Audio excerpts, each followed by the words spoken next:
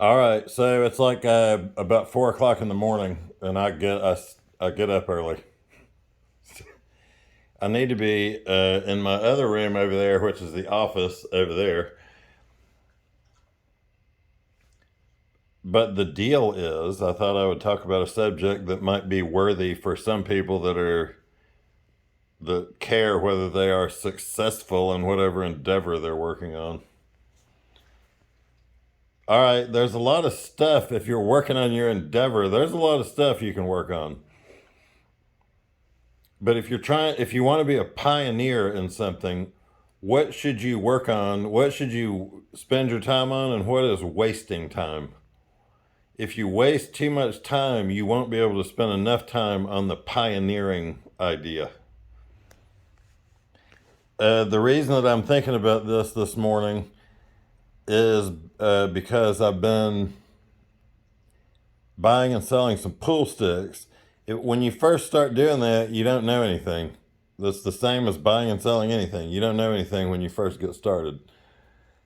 Well, now I know a lot about how these things are constructed and about the fact that most people are buying these things based on how they look. And this morning I was looking at buying and selling some stuff, and I thought, you know what? I'm no longer going to be buying any pool cues based on how they look. I don't care how it looks. I only care how it is constructed. So I only care about the inner workings of the pool stick. Now, a lot of people will be like, it's a stick. There is no inner working. Well, as a matter of fact, there is. And when you start getting into the woodworking part of it, the way that splicing different woods together affects the way that the object works, it's incredible. But say the point was, say this morning I was like, no more am I looking at or wasting my time on how things look. Because now I understand what actually makes a valuable pool stick. And it doesn't have anything to do with how it looks. It really hasn't. Okay, an expensive pool stick, that has to do with how it looks. But you hear what I'm saying? I'm not talking about expensive, I'm talking about value. What someone's willing to pay $1,000 for today, you can't sell for $400 tomorrow. That's an expensive object. Okay, an object of value is an object that I buy today for $1,000, whatever. Buy me a pool stick for $1,000, which I did yesterday. But there's absolutely 0% concern in my mind that I won't sell it for that or more going forward. It's not like, okay, there's some stuff when you drive out of the showroom, it goes up. That's the stuff you want to be buying and selling.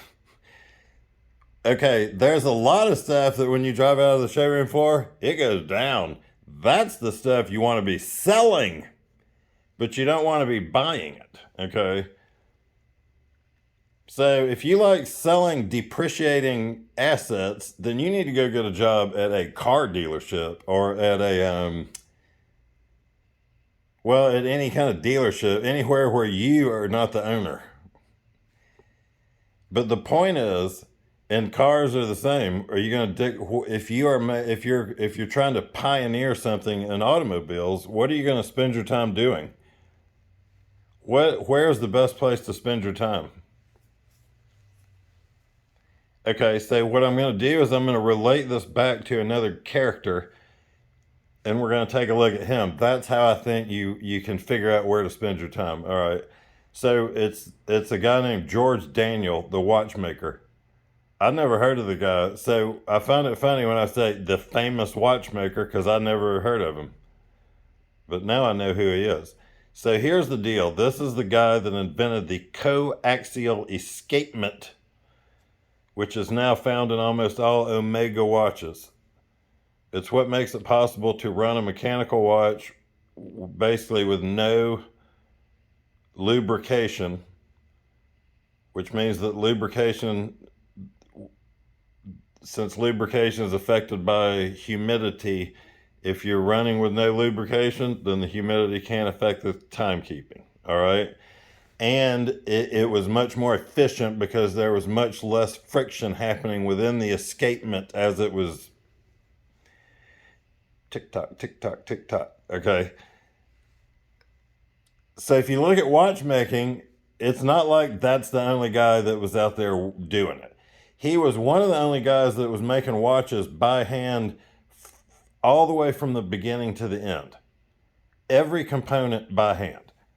But he obviously is not the only person that's doing watchmaking and that's interested in watches and all that stuff. So the question might be, why is he the guy that invented the coaxial escapement and not the other guys? Or ladies, if there's any lady watchmakers.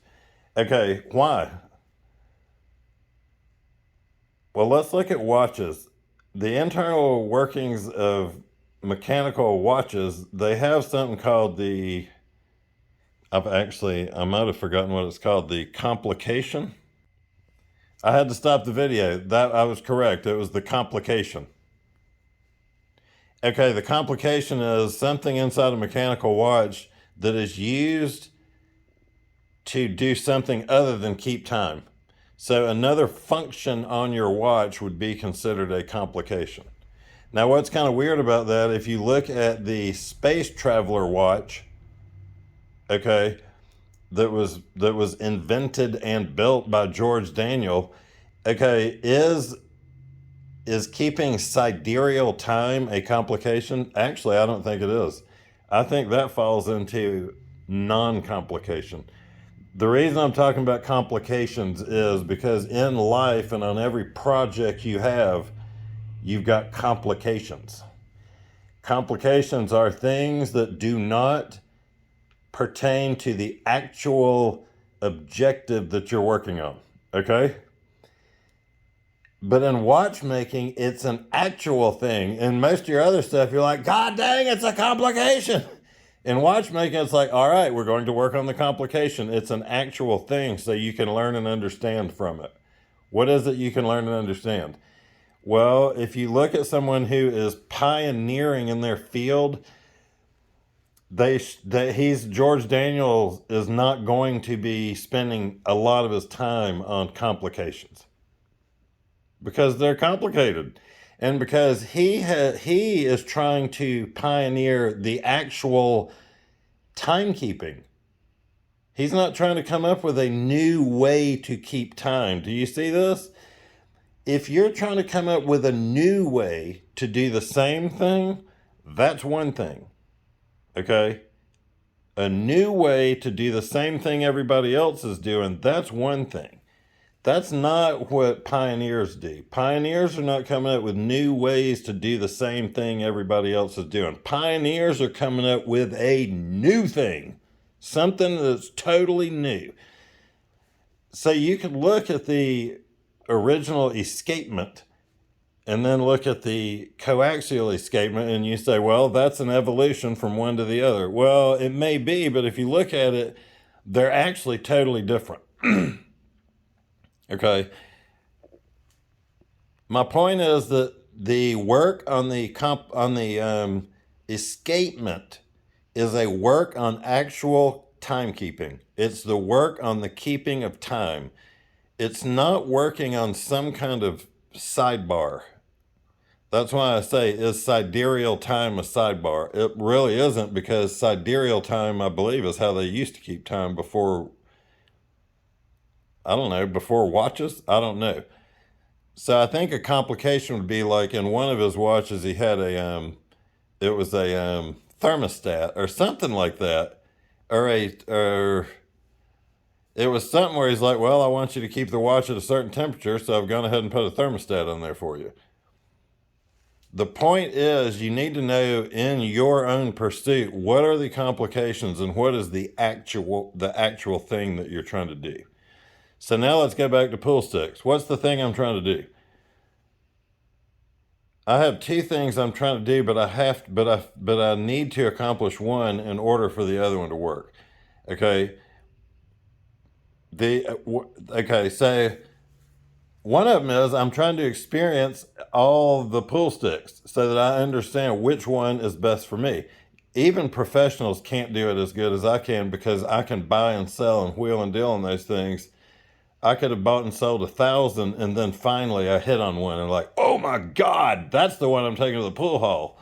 So that is what I'm doing.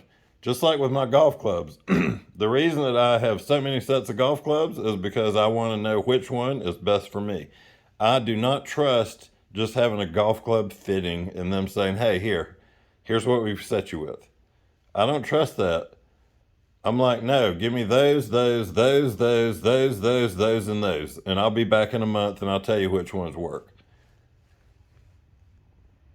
Okay, so, but the main objective, here's the main objective, is to purchase something using my hard-earned money that I then can resell for more, making money, which then allows me to purchase something else that's more expensive, that's harder to experience. My objective is to experience these objects. Now, check this out. It's like a combination of what the young people are doing and what the old people. I think this is stupid as hell with it. But then when I look at this, the young people say, we're collecting experiences. And it's like, well, what good is that when you got no future? What good is collecting experiences when you have no future? But if you collect experiences through your ability to make money and create a future, now you might be talking. So that is what I'm talking about. Like what I'm doing is creating experiences with objects. So a lot of times I think, it's like, well, we're going to create an experience, which is I'm standing on the beach or something, looking at the sun. Ooh. Well, I can have that experience right out my front door here. But the experience I can't have out my front door here is playing pool with a George Balabushka cue, like an actual one, not some bullshit like today. Someone owns that name. Okay, so in the world of pool sticks, we'll just say real quick. So George Balabushka bought his blanks to make his pool sticks from 4 different companies, one of which was a guy named John Davis. The guy recently died. I just bought a pool stick that is made with a John Davis blank, not by George Balabushka. Okay, but the guy that made the blanks that George Balabushka used, I've got one, and the guy passed away, so it's a guarantee that all his shit, you do know what happens when someone dies, don't you? The goddamn buzzards come out, and they come out immediately. The buzzards come out immediately. If you don't think so, go ahead and die, and then put a camera on the wall, and from heaven be watching. You're like, holy, I'm dead 24 hours. They're in my house picking through every goddamn thing that I freaking own. So the buzzards come through and they get everything, and then now the shit's not accessible the way it was when the guy was alive, because he was making sure it was accessible. So the point is, on the pool cues, I care about how they're constructed. That's why I bought this one. Not because of how it looks, although it looks cool. So now I understand, okay, how to buy something in the pool cue area, which is going to go up in value. I know how to do it. So now, and by the way, the other ones I bought and sold, I did okay on. The point is, what part of an object do you spend your time working on? People are distracted by how shit looks. It's what's underneath that matters. It's what's underneath where the value is derived. The value of an object is not derived from its outer coating. It's not a Fabergé egg, and even a Fabergé egg, if you recall what those were, they were surprises. So the outer coating is one thing, but then when you open it up, it's a whole nother thing. Can you buy a Fabergé egg without giving a crap what's inside? Of course you could. Of course, there are certain objects, just like that John Davis blank. I don't care who made the pool stick. Do you hear what I'm saying? If it's got a John Davis blank, I don't care who made it. Because I can take it and I can take it and learn how to build pool cues and take the thing apart, and I've still got a John Davis blank. So it really doesn't matter. That's how you're doing good. But by the way, stuff like that does not remain available. You can't go out and buy a Fabergé egg. Good luck. But right now, there are things you can buy that they're in this flux period. And if you buy them now, you've got them. If you're out there exchanging your time for money, you actually don't have the ability to take that money and do that because you're funding your lifestyle. See what I'm doing, what's very bizarre about how I do it, this is bizarre. I don't have a job. I don't have a job. I don't have a job, but I have every object that I ever want. And the people that I know, they all have jobs and they never have any objects that they want. It's very bizarre. But it's because I use the objects are business. They're all business. Now, you can definitely get yourself in trouble. The point is, what do you focus on? I've got a million areas of interest, but this is not about which area of interest to focus on. This is about once you get into the area of interest, how do you become successful within that area when you've got so much competition and so many people? I'm going to be done in a second. Let's talk about competition. In the year 2021, it's different than it ever has been. Your competition is stupider than you are. It didn't used to be that way. Used to, your competition was always smarter than you and getting smarter. But in 2021, the world has been dumbed down to such a point that everybody out here is robot. They are just robots and they are just doing they're like a watch. They're like a mechanical watch. As long as you wind them up, how do you wind them up?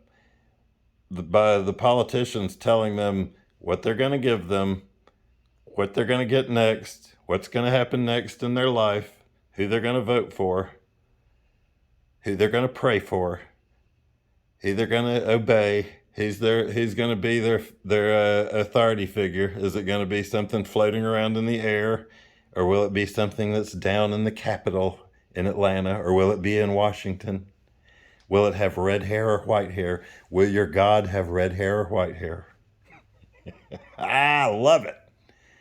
People who used to hate the red-headed God and have a new white-headed God. It's still a fake authority figure. So you got to figure out what to spend your time doing. If you're spending your time worshiping a fake authority figure like these people out here, then people like me, it makes it very easy to be like, okay, those people, they're no concern at all as far as like competition in the world of business or commerce or like getting anything done or being successful in almost any field. No, 99% of the people, I've talked for 15 minutes. These people won't spend 15 minutes thinking about how to be successful in their area of interest for their entire lives. And on that note, I'm dedicating this to you. If there's one robot out there that can wake up today, give me a call. We'll pray together. Bye.